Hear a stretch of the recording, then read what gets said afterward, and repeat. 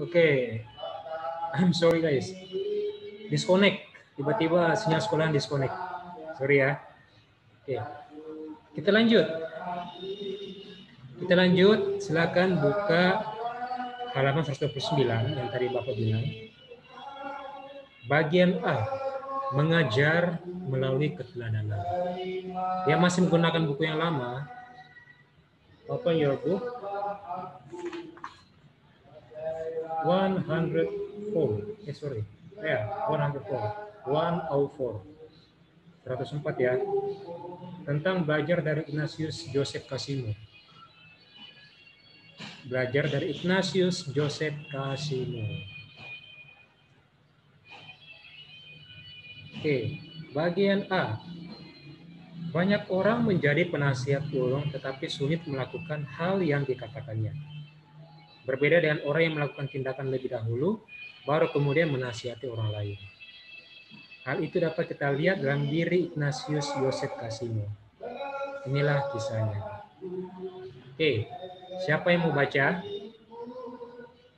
tentang kisah ini?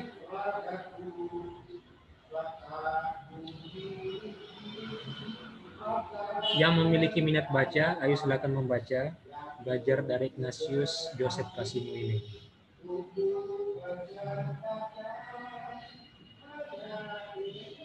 Oke, William.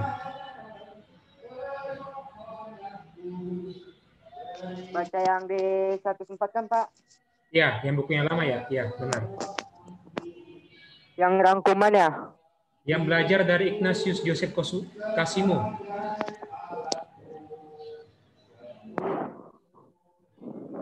Kamu pakai buku baru. Oh. Kita di buku yang lama. Kalau buku yang baru itu halaman 129. Iya tuh. Bentar. Oke. Santuy.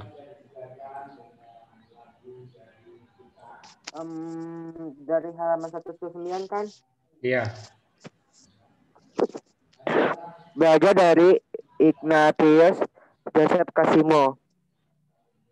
Ya. Pada zaman pemerintahan Presiden Soekarno, Ignatius Joseph Casimir Hendrawayono menduduki jabatan sebagai Menteri Persediaan Pangan untuk Rakyat atau Menteri Pertanian. I.J. Casimir adalah pendiri sekaligus ketua Partai Katolik. Casimir seorang Katolik yang taat, seorang Jawa yang bersahaja dan sederhana. Dilahirkan di Yogyakarta pada tahun 1900 dari pasangan dari Kem dan Rono Sentika, seorang prajurit Karatan Yogyakarta. Casimir memperoleh pendidikan dari pastor Jesuit bernama Van Lith bersama Albertus Sugijabranata. Kelak menjadi uskup pribumi pertama Indonesia dan diangkat menjadi pahlawan nasional oleh Presiden Soekarno. Casimir belajar dengan sistem pendidikan modern yang pada waktu itu hanya anak orang yang bisa belajar.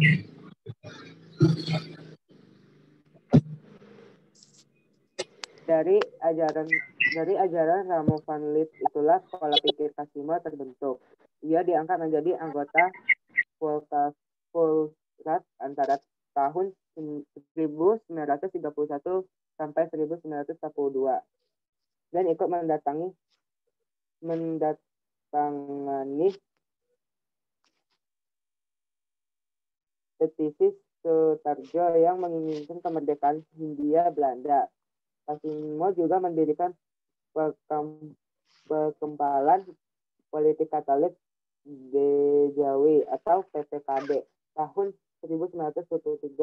Pada tahun 1925 berubah menjadi Perkumpulan Politik Katolik di Jawa PPKD. Kemudian tahun 1933 berubah lagi menjadi Persatuan Politik Katolik Indonesia atau PPKI yang pada akhirnya menjadi partai politik.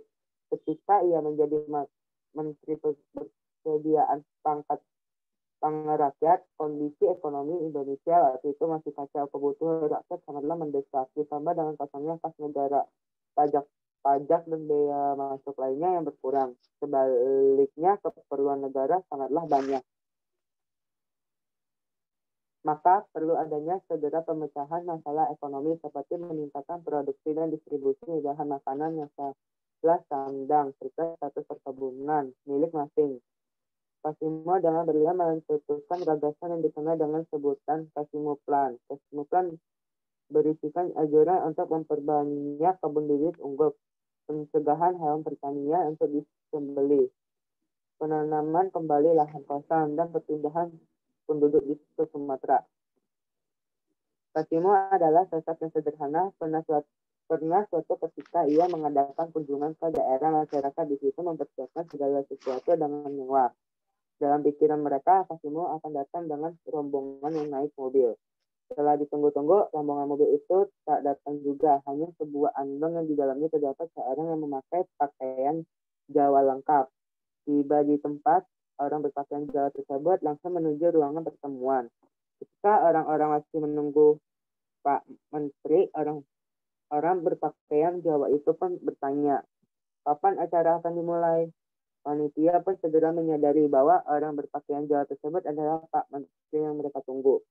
Orang itu adalah Kasimo. Masyarakat di daerah itu heran. Menteri yang mereka pikirkan akan datang dengan mobil, ternyata datang dengan andong. Kasimo juga layak menjadi panutan para elit politik kita. Ketika Presiden Soekarno membentuk kabinet dari PKI, Masyumi, PNI, dan NU.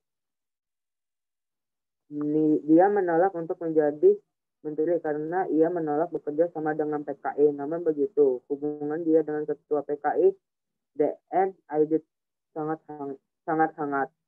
Pernah suatu kali Kasimo dan Aidit terlibat adu argumen yang cukup alot di parlemen.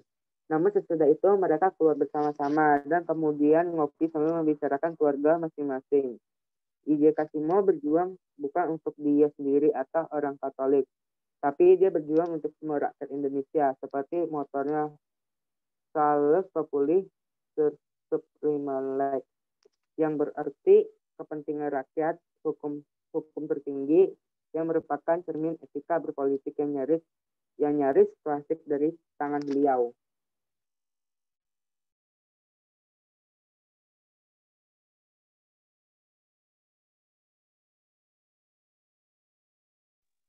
Sudah, Pak.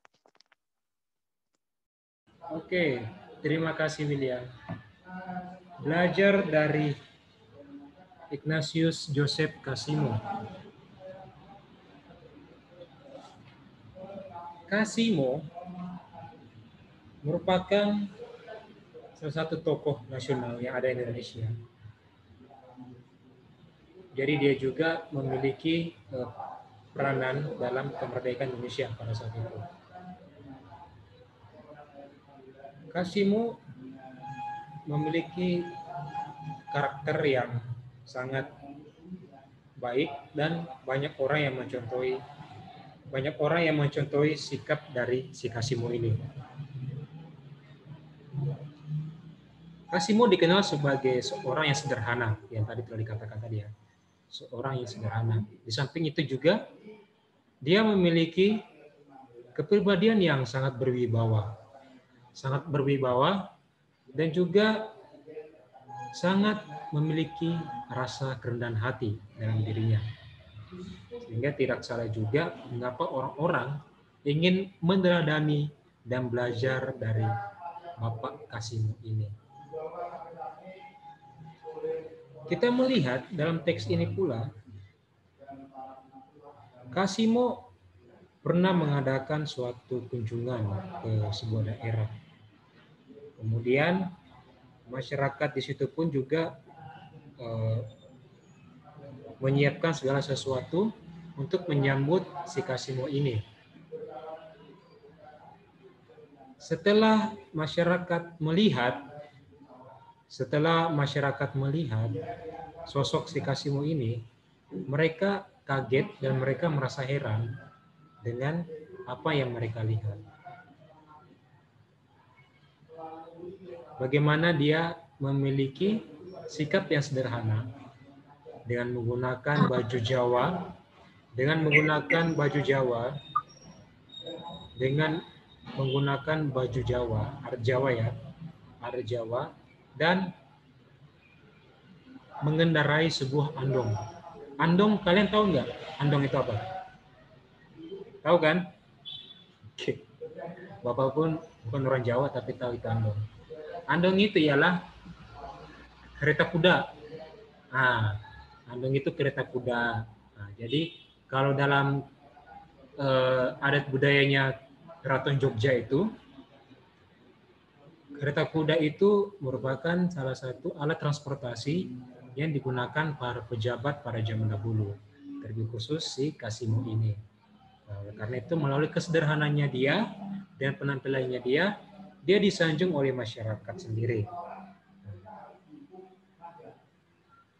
Kasimo juga sangat memiliki kontribusi yang sangat luar biasa, di mana ia meningkatkan jumlah produksi dan distribusi dari bahan makanan, sehingga banyak yang mengalami dari segi ekonomi itu mengalami perubahan yang sangat signifikan dan peningkatan juga, sehingga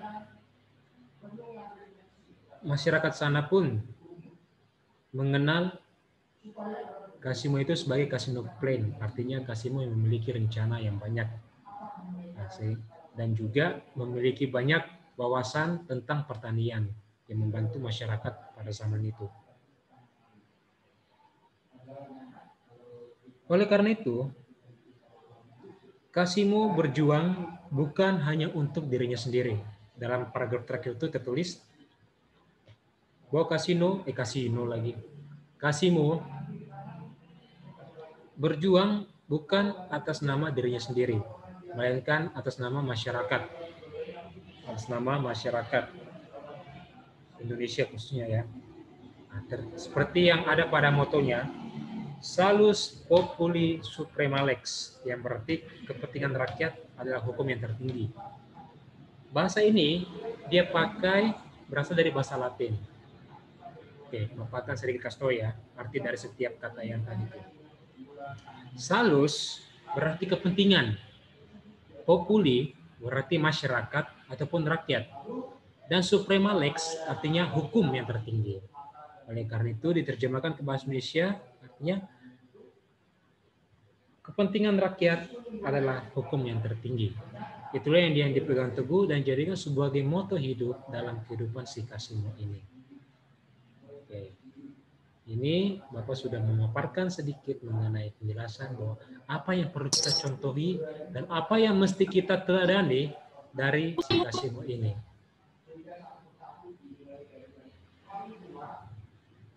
Oke. So, kita sudah membicarakan tentang kisah ini. Sekarang, we will discuss about this story. Kita akan menjawab pertanyaan ini. Keempat pertanyaan ini, anak-anak saya minta untuk bisa menangkap apa yang anak-anak dapat dari kisah tadi. Oke, jelas ya? Dari 4 pertanyaan itu, Bapak akan tunjuk. Jika ada yang berinisiatif untuk menjawab, itu luar biasa bagi Bapak. Oke, so ada 6 orang yang aktif. Maksudnya yang menunjukkan video ya. Ada 6 orang. Yang lain Bapak nggak tahu. Maybe sleep. Ya, mungkin saja dia ada kerjaan lain. Oke. Number 1. Siapakah Kasimo menurut kisah tadi? Siapakah Kasimo menurut kisah tadi? Or who is the Kasimo according to the story? Who is the Kasimo according to the story? Artinya, yang bisa tahu jawabannya ini kasih 2 poin. Oke, Starlis. Menteri Persediaan Pangan atau Menteri Pertanian. Oke, satu lagi, ada lagi dia. Ada lagi. Oke, 2 poin untuk Starlis. Ayo, satu lagi, ada lagi. Vanessa. Pendiri sekaligus ketua partai politik. Yaps, lengkap. Partai Katolik. Oke. Partai politik Katolik, nggak tahu. Partai Katolik atau politik. Ya, oke. Luar biasa, Starlis, pas lo sudah mendapatkan 2 poin. Oke, sekarang kita pindah ke nomor 2. Tulislah, jangan tulislah. Kalau tulis di rumah, tetapi kalau sekarang, sebutkan sikap-sikap serta tindakan kasihmu yang dapat kita teladani. Sebutkan sikap-sikap serta tindakan kasihmu yang dapat kita teladani. Ayo. Ayo, berani. Beranilah. Oke, Starlis lagi. Oke, setelah Starlis, Febiola. Sederhana, thank you. Febiola. Saya juga sederhana. Oke, sederhana. Dua-duanya sederhana, jadi 2 poin. Gak apa-apa sama. Tapi orangnya oke. Gak apa-apa. Selain sederhana, banyak loh.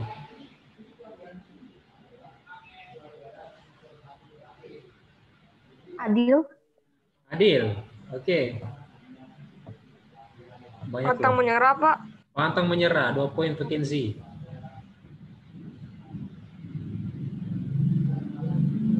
Apa lagi?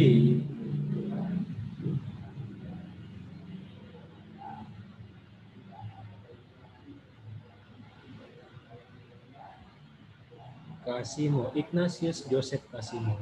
Oke. Info tambahan. Kan ada juga tokoh Albertus Sugija Pranata ya. Albertus Sugija Pranata. Ada di awal tadi itu, di awal-awal. Kan kita awal-awal materi, awal-awal kita belajar ini ya, di tahun ajaran ini, kita sempat menyinggung tentang 100% Katolik, 100% Katolik dan 100% Indonesia. Orang yang mencetuskan tentang itu ialah tokoh ini, Albertus Sugija Pranata. Dia merupakan seorang uskup dan juga sekaligus tokoh pahlawan nasional di era Bapak Presiden Soekarno pada saat itu. Maksud dari 100% Katolik, 100% Indonesia yang bisa dijadikan dari sebuah perkataan yang perlu kita lakukan. Bahwa kita mengimani diri kita, kepercayaan kita sebagai seorang Katolik. Kan tetapi percuma kita menjadi seorang Katolik jika kita tidak bisa menjadi seorang warga negara Indonesia yang baik. Nah, jadi ketika kita mengimani kepercayaan kita masing-masing, akan tetapi kita masih sulit untuk melakukan dan tindakan bahwa kita ini adalah warga negara Indonesia. Jadi kontribusi yang paling penting. Kontribusi kita terhadap negara ini apa? Nah, itulah yang ingin dikatakan oleh Monsinyur atau Uskup Albertus Sugija Pranata pada saat itu. Itu. Oke, nomor 2. Sederhana, pantang menyerah, adil. Apalagi? Tidak membedakan mau suku maupun agama. Wis. Kenzi masih ingat nih pelajaran-pelajaran kemarin tentang berbicara keanekaragaman. Benar banget, Kenzi. Oke. Nomor 3, lanjut. Siapakah tokoh atau orang yang kalian temui di rumah dan sekolah yang dapat kamu jadikan atau yang dapat kamu teladani? Saya, Pak. Ya, Dore, silakan. Siapakah tokoh-tokoh atau orang yang kalian temui di rumah dan di sekolah yang dapat kamu teladani? Di rumah orang tua, di sekolah guru, Pak. Ya, perfect. 2 poin. Kalau di negara ini atau tokoh-tokoh di Indonesia,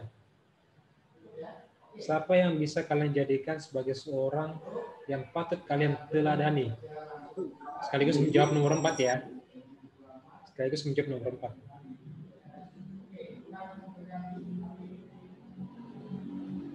Kalau presiden dan wakil negara, Pak. Ayo, sekarang Bapak tanya ke Dore. Siapa nama presiden sekarang? Dan wakilnya? Nama presidennya Presiden Joko Widodo, Pak. Nama wakil presidennya Amin, Pak. Oh iya, pintar. Warga negara yang baik. Oke, Jocelyn. Silakan. Tokoh yang kamu ingin Siapa jadi. saja? Siapa? Polisi. Polisi. Oke, betul. Menjaga ketertiban umum, menjaga ketentraman masyarakat. 2 poin, Dore. 2 poin, Jocelyn.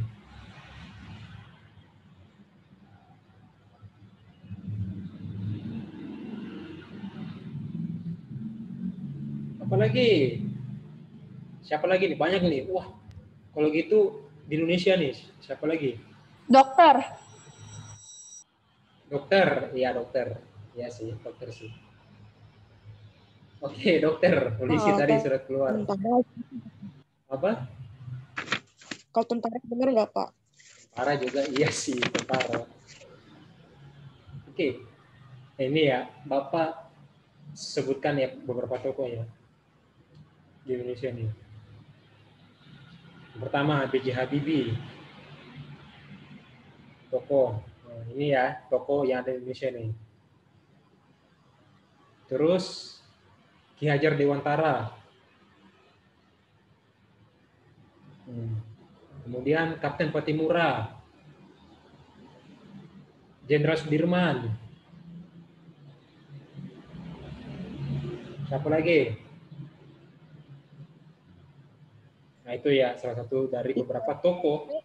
Presiden Betul. Soekarno dan Bung Presiden Soekarno sama itu. Sama siapa? Siapa? sama Bung Hatta, Pak. Oh ya, Bung Hatta. Presiden Soekarno bersama Bung Hatta.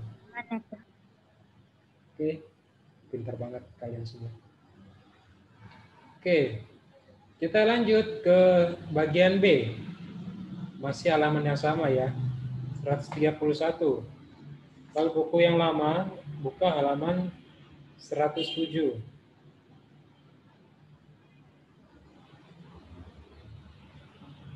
Bagian B, Yesus mengajar melalui kata-kata dan tindakan. Wow, Yesus mengajar melalui kata-kata dan tindakan. Yesus mengajarkan kerajaan Allah lewat perumpamaan dan juga lewat tindakan. Tindakan Yesus misalnya membuat mujizat-mujizat. Marilah kita membaca kedua kisah berikut ini. Kita pindah ke sebelah. Oke, Maaf, Pak, tadi halaman. Oke, halaman 130. Sekarang kita ini, Kenzi, ke halaman 132. Makasih, Pak. Oke, Kenzi, sama-sama. Oke. Orang Samaria yang murah hati, yang bersedia untuk membaca tentang kisah ini, ya seperti biasa. Oke, yang niat baca. Oke. Oke, Dore. Starlis, orang Samaria yang murah hati. Orang Terus si Samaria yang murah hati. Dore. Ya, Pak. Apa? Oke, nggak apa-apa. Oke, ya kalau itu Starlis dulu ya. Starlis dulu. Orang Samaria yang murah hati. Vanessa nanti ya Vanessa ya, minggu depan aja. Nanti yang baca si Dore untuk kisah kedua. Oke, silakan Starlis. Orang Samaria yang murah hati. Pada suatu kali berdiri seorang ahli Taurat untuk mencobai Yesus. Katanya, Guru, apa yang harus kuperbuat untuk memperoleh hidup yang kekal? Jawab Yesus kepadanya, apa yang tertulis dalam hukum Taurat? Apa yang kubaca di sana? Jawab orang itu, kasihanilah Tuhan Allahmu dengan segenap hatimu dan dengan segenap jiwamu dan dengan segenap kekuatanmu dan dengan segenap akal budimu, dan kasihanilah sesamamu manusia seperti dirimu sendiri. Kata Yesus kepadanya, jawabanmu itu perbuatlah demikian. Jawabanmu itu benar, perbuatlah demikian. Maka engkau akan hidup. Tapi untuk membenarkan dirinya, orang itu berkata kepada Yesus, dan siapakah sesamaku manusia? Jawab Yesus, adalah seorang yang turun dari Yerusalem ke Yeriko.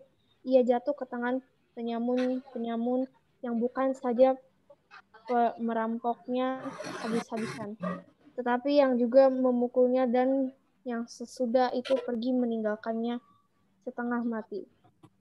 Kebetulan ada seorang imam turun melalui jalan itu. Ia melihat orang itu, tetapi ia melewatinya dari seberang jalan. Demikian juga seorang Lewi datang ke tempat itu. Ketika ia melihat orang itu, ia melewatinya dari seberang jalan. Lalu datang seorang Samaria yang sedang dalam perjalanan ke tempat itu. Dan ketika ia melihat orang itu, tergeraklah hatinya oleh belas kasihan. Ia pergi kepadanya, lalu membalut luka-lukanya. Sesudah ia menyiraminya dengan minyak dan anggur.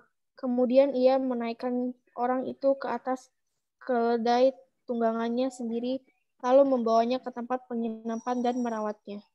Keesokan harinya, ia menyerahkan 2 dinar kepada pemilik penginapan itu. Katanya, rawatlah dia, dan jika kau belanjakan lebih dari ini, aku akan menggantinya waktu aku kembali. Siapakah di antara ketiga orang ini, menurut pendapatmu, adalah sesama manusia dari orang yang jatuh ke tangan penyamun itu? Jawab orang itu, orang yang telah menunjukkan belas kasihan kepadanya. Kata Yesus kepadanya, pergilah dan perbuatlah demikian. Thank you so much, Charles. Sangat baik. Oke, sekarang Bapak mau tanya nih. Apa itu penyamun?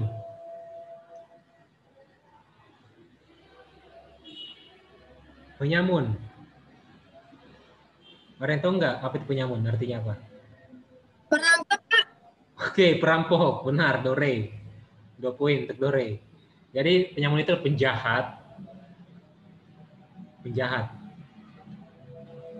Oke. Jocelyn Hartono. Kenapa? Mau baca ya? Pak, mau nanya Pak, 2 dinar itu apa? Oke, mantap 2 dinar. Bapak senang nih. 2 dinar itu dinar.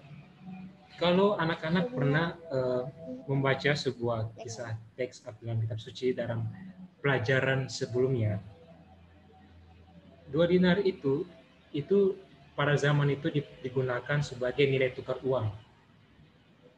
Nilai tukar uang pada saat itu.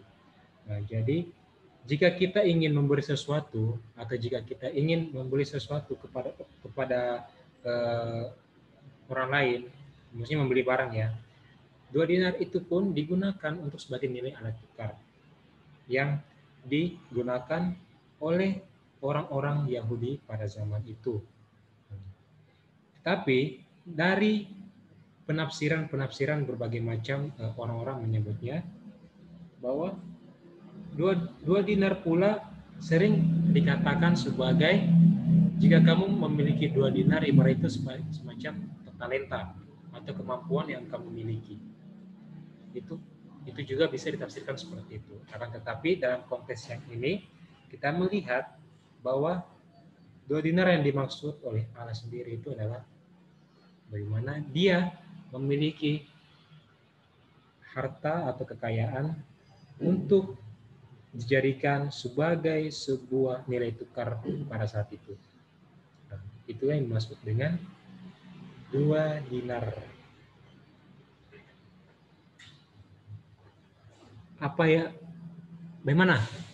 Jocelyn? Iya Pak, kenapa nggak bilang uang aja Pak? Ya ini kan bahasa kitab suci. Orang dulu mana tahu namanya uang. Dulu itu mereka nggak tahu itu uang itu seperti apa. Terus kata uang pun itu belum ada. Jadi mereka itu menggunakan dinar. Ini aja deh. Kalau masing-masing negara kan menyebut uang mereka itu dengan berbagai macam ini ya, jenis ya. Pound sterling lah, euro lah, dolar Amerika lah, dolar Singapura. Nah, sama halnya seperti itu pada zaman Yahudi. Itu contoh yang praktis ya. Jadi orang Yahudi pun menyebut uang itu dengan sebutan dinar. Bagaimana Jocelyn? Oke, Pak. Sip, terima kasih. Mantap. Kenzi. Ya, Kenzi, silakan. Saya mau baca, Pak. Oh, baca, oke. Oke, Kenzi. Sebelum Kenzi membaca, oke, kalau gitu sebelum Kenzi membaca, Bapak dulu akan membahas tentang kisah ini ya, tentang orang Samaria yang murah hati ini. Oke, Bapak akan bahas dulu.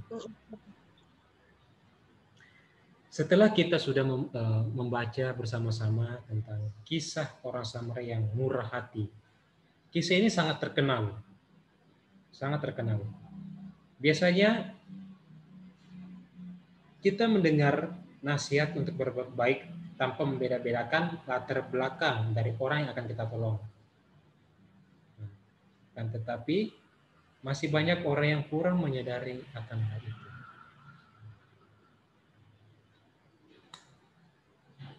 Untuk bisa mengetahui apa sih yang dimaksud, mengapa sih orang Yahudi itu sangat membenci orang Samaria, dan mengapa sih orang Samaria itu ketika orang Samaria itu dibenci oleh orang Yahudi, tetapi orang Samaria masih tetap aja mau menolong orang Yahudi. Bapak memiliki 4 poin tentang apa yang menjadi sebuah makna dari kisah ini. Poin yang pertama, berbicara tentang kebenaran tidak menjamin seseorang untuk memiliki hati yang benar. Aku ulangi, berbicara tentang kebenaran tidak menjamin seseorang memiliki hati yang benar. Artinya, menarik untuk memperhatikan bahwa kisah ini ternyata merupakan sebuah perumpamaan yang diceritakan Yesus sebagai pertanyaan tidak tulus dari seorang ahli Taurat. Nah, anak-anak lihat pada ayat yang pertama ya, ayat 25 itu paragraf pertama. Pada suatu kali itu. Nah, itu. Sehingga para ahli kitab suci itu sengaja mencoba Yesus pada saat itu. Bagaimana ia tidak benar-benar ingin tahu tentang kebenaran, melainkan hanya ingin menguji Yesus Kristus di depan banyak orang. Jadi para ahli Taurat itu atau para ahli kitab suci itu ingin mempermalukan Yesus di depan banyak orang. Nah, kemudian dalam kisah tadi pula orang-orang Taurat ini ingin mencari kesalahan dari Yesus sendiri. Aduh, gila kali ya itu orang Farisi ya. Masih nekat mau mencari kesalahan Yesus sendiri. Hari ini kita pun sama-sama ingin mencari tahu dan membahas mengenai tentang kebenaran dengan motivasi kita masing-masing. Memang kita tidak sungguh-sungguh ingin tahu tentang apa itu kebenaran. Akan tetapi melalui hal ini kita hanya ingin seakan-akan menganggap bahwa kita ini bisa membunuh karakter orang atau bisa mempermalukan orang lain di depan orang banyak. Itu hal-hal yang perlu kita hindari, bahwa kebenaran, jika kita memiliki kebenaran yang baik, tetapi kita belum tentu bisa menjamin seseorang untuk memiliki hati yang benar. Jika dalam hati, misalkan ya contoh ya, misalkan si siapa? Si Dodi dan Didi. Dodi mengatakan sesuatu kepada Didi bahwa Didi, kamu tahu nggak apa sih yang dimaksud dengan penyamun itu? Itu di depan orang banyak ya, di depan forum ya. Terus Dodi ini pura-pura tidak tahu dan tidak paham karena Dedi sudah tahu kan pasti Dodi ini mau menjatuhkan saya di depan orang banyak. Nah, katanya kamu pintar, masa kamu nggak tahu sih apa itu penyamun? Nah itu. Jadi dia berusaha untuk berbicara tentang kebenaran bahwa dia itu pintar, si Didi ini. Akan tetapi dia tetap terus untuk mencari kesalahan yang ada pada si Didi ini. Masa kata penyamun saja kamu nggak tahu sih? Nah, itu yang harus dihindari. Bahwa kebenaran tidak selamanya menjamin seseorang untuk memiliki hati yang benar. Dan saya yakin anak-anak semua di sini kebenaran pasti selaras dengan hati yang benar. Ketika kita berbicara tentang kebenaran kepada orang lain, tentunya itu sesuai dengan hati dan nurani kita yang kita katakan kepada orang lain juga. Kemudian poin yang kedua, Tuhan menghendaki kita mengasihi sesama manusia, bukan manusia yang sama dengan kita. Tuhan menghendaki kita mengasihi sesama manusia, bukan manusia yang sama dengan kita. Dalam poin ini adalah merupakan sebuah jawaban di mana Yesus atas pertanyaan sang ahli Taurat. Siapakah sesamaku manusia? Mungkin dia berharap, orang-orang ini ya, orang Taurat itu berharap bahwa Yesus akan menyebutkan kriteria tertentu yang kemudian bisa disanggah oleh ahli Taurat. Wah, jadi dia itu berusaha untuk mencari kesalahan Yesus di mana. Akan tetapi dalam kisah tadi itu Yesus malah memberikan perumpamaan yang mengejutkan. Perumpamaan apakah itu? Nah, dia mengambil contoh orang Samaria adalah keturunan Yahudi. Bayangkan orang Samaria adalah keturunan Yahudi, di mana orang Yahudi itu sangat membenci orang Samaria. Kita melihat bahwa berbicara mengenai cinta kasih tanpa melihat sesamaku manusia, kita melihat orang Samaria menolong orang Yahudi yang sedang mengalami musibah. Bagaimana orang Yahudi itu sudah menjelek-jelekan orang Samaria, membenci, bahkan tidak mau mengenal orang Samaria. Orang Samaria bahkan tidak pusing, maksudnya orang Samaria itu tidak mengambil konsekuensi akan apa yang saya alami ketika saya membantu orang Yahudi. Dia sadar bahwa cinta dan kasih dari Allah sendiri kita bagikan kepada orang lain meskipun orang lain membenci kita. Nah, itulah bagaimana orang Samaria membuktikan kebenaran Allah, bahwa Allah sangat mencintai dan mengasihi manusia meskipun orang tersebut, orang yang kita bantu itu membenci kita. Ya, makanya anak-anak semua, kita belajar dari orang Samaria bahwa Tuhan menghendaki kita menyatakan kasih-Nya kepada sesama kita. Dan itu berarti termasuk orang-orang yang pernah menyakiti kita. Mengasihi sesama manusia bukan karena mereka sama dengan kita, akan tetapi karena Tuhan menghendaki kita untuk menyatakan kasih-Nya dan cinta-Nya kepada kita, tanpa memikirkan latar belakang. Jadi itu poin yang kedua. Poin yang ketiga, kita membutuhkan kasih karunia Tuhan untuk memampukan kita mengasihi orang lain.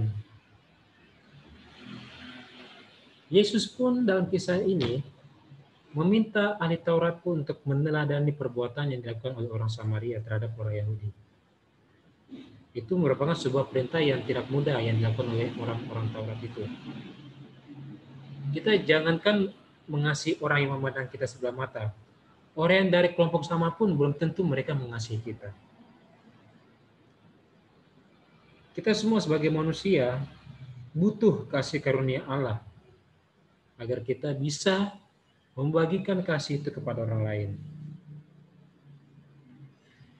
Sulit untuk benar-benar kita pahami, karena orang Samaria ini betul-betul orang yang sangat dermawan, orang yang sangat betul-betul menaati apa yang diperintahkan oleh Allah sendiri. Kita hanya akan baik kepada orang yang juga baik. Yang biasa ya, dalam pengalaman kita itu biasanya kita melakukan perbuatan yang baik jika orang baik kepada kita, atau karena hanya untuk kepentingan tertentu. Namun kita perlu ingat bahwa kasih Allah kepada kita itu merupakan kasih Allah tanpa cuma-cuma. Kita memang orang yang sangat berdosa, tapi Allah memberikan kita cinta dan kasihnya itu tanpa cuma-cuma. Sehingga Yesus Kristus pun sebagai putranya wafat di kayu salib untuk menebus dosa-dosa kita, karena hanya untuk mengasihi dan mencintai kita sebagai manusia. Kita pun sebagai manusia digerakkan dan dimampukan untuk mengasihi sesama dengan tidak tanggung-tanggung, termasuk mereka yang memiliki perasaan cemburu terhadap kita atau membenci kita. Kisah orang Samaria yang murah hati ini bukan sekedar kisah teladan menolong orang lain tanpa pamrih, melainkan kisah ini seperti cermin yang menunjukkan kepada kita apakah kita bisa menjadi seperti orang yang Samaria yang murah hati itu. Nah, jadi anak-anak sekalian, bagaimana kita perlu mencontohi apa yang dilakukan oleh orang Samaria. Poin yang terakhir, aktif melayani tidak sama dengan menaati firman Tuhan. Artinya ketika kita dihadapkan pada kebutuhan, kita pula pasti memiliki Veros. Takik kamu ya. Veros. Jika kita memiliki hati dan kebebasan, kita yakin bahwa semuanya itu bisa kita lakukan asalkan kita mampu untuk terbuka terhadap orang lain, mampu memberikan sumbangsih terhadap orang lain, mampu memberikan bahwa kita membantu orang lain itu tanpa memikirkan timbal balik, sama seperti yang dilakukan oleh orang Samaria pada saat itu. Bagaimana firman Tuhan mengatakan, kasihlah Tuhan Allahmu dengan segenap hatimu, dan dengan segenap jiwamu, dan dengan segenap kekuatanmu, dan segenap akal budimu, dan kasihlah sesama manusia seperti dirimu sendiri. Itulah yang ingin diajarkan kepada kita sebagai manusia, tentang apa yang menjadi pusat perhatian kita terhadap cinta dan kasih untuk seluruh umat yang ada di dunia ini. Itulah bagaimana jaminan hidup kita berasal dari kepercayaan kita, dari hidup kita, dan dari pengalaman kita sehari-hari. Itu. Oke. Karena tinggal 7 menit, yang bacaan yang kedua ini kita akan bahas dan kita akan ulas nantinya ya. Oke, sekarang Bapak akan memberikan sebuah informasi bahwa minggu depan kita ada ulangan harian. Wah, ulangan harian lagi. Minggu depan kita ada ulangan harian. Tenang, gampang kok soalnya. Bahannya itu dari pelajaran 7 sampai pelajaran 9. Wajahnya Starlis kayak begitu ini ya. Kayak begitu euforia banget. Wah, pelajaran 7 sampai pelajaran 9. Gampang ya. Oh, hehe. Jadi pelajaran 7 sampai pelajaran 9. Bahan ulangannya itu pelajaran 7 sampai pelajaran 9. Jadi anak-anak, saya dengan harap mohon belajarlah dengan baik-baik. Ya, Bapak sih pasti akan memberikan kisi-kisi ya. Tapi kisi-kisi itu nantinya anak-anak menjadi sarana supaya bisa mengetahui apa yang mesti dipelajari dari 3 bab itu. Oke. Sudah jelas ya? Oke, tambahan lagi. Ada tambahannya. Anak-anak yang sudah saya kasih masing-masing poin itu Bapak akan tulis, dan nanti itu akan berlaku pada saat nilai poinnya itu berlaku pada saat ujian akhir semester. Itu poinnya Bapak yang anak kumpulkan tadi. Kemudian tugas. Tugasnya itu gampang banget, sangat gampang dan lebih gampang. Anak-anak mencari salah satu toko ya, mencari salah satu toko nasional atau mencari salah satu toko publik, mau di negara Indonesia maupun di luar negeri bebas ya, karena banyak toko-toko yang luar biasa tuh, yang bisa anak-anak jadikan sebagai sebuah teladan hidup, yang bisa anak-anak ambil contoh dari apa yang ia ajarkan kepada orang lain. Jadi melalui seperti contohnya tadi itu adalah Ignatius Joseph Casimo itu, yaitu contohnya. Kemudian anak-anak bisa menuliskan apa sih yang bisa anak-anak ambil dari tokoh tersebut. Anak-anak jangan ambil semua biografinya, singkat aja, ringkas saja. Terus apa yang anak-anak ingin teladani dari tokoh tersebut. Dikumpul, ya tenang aja, waktunya masih lama. Hari ini paling lambat jam 6 sore. Hari ini paling lambat jam 6 sore. Tugasnya dikumpul hari ini paling lambat jam 6 sore, bisa melalui Classroom ataupun bisa melalui WhatsApp. Tugasnya japri ke saya dan Bapak akan tunggu sebelum jam 6 sore. Oke? Pak. Saya harap sih, ya. Kenapa Jocelyn? Pak, tugas apa Pak? Itu yang ngomong tadi sama. Oke. Pak pulang lagi ya. Tugasnya ialah membuat sebuah toko, membuat sebuah toko lagi, mencari sebuah toko yang dijadikan mencari sebuah toko yang bisa dijadikan untuk apa tadi?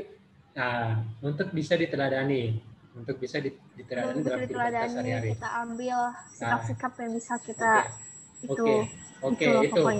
Ya intinya itu yang dikatakan Starlis. Itu ya. Soalnya Bapak ngomongnya itu sekali aja. Kalau sudah lebih dari 2 kali itu Bapak udah lupa. Enggak kok. Jadi nanti kita akan bertemu kembali di minggu depan, yakni ulangan harian ya. Jadi tolong belajar yang baik-baik, Bapak harap nih baik-baik. Tapi saya lihat sih nilainya sih ya tidak ada yang jelek. Tapi ya, tulis di grup aja tugasnya. Oke bos, ntar tak tulis. Ntar tak tulis di grup ya. Nah, jadi anak-anak sekalian, jika ada yang mau bertanya tentang pelajaran ini, silakan. Dengan senang hati, Bapak akan membukakan jendela WhatsApp Bapak bagi anak-anak yang mau bertanya tentang pelajaran pada hari ini. Oke, Bapak mengucapkan terima kasih atas segala partisipasi kalian, keaktifan kalian, sehingga pelajaran pada hari ini berjalan dengan lancar. Semoga anak-anak bisa mengambil hikmah atau pesan positif yang didapatkan dari pelajaran ini. Oke? Oke, anak-anakku semua, terima kasih, selamat siang, dan jangan lupa belajar sampai jam 12.45. Oke, jangan lupa tugasnya ya. Oke, see you semuanya. Bye.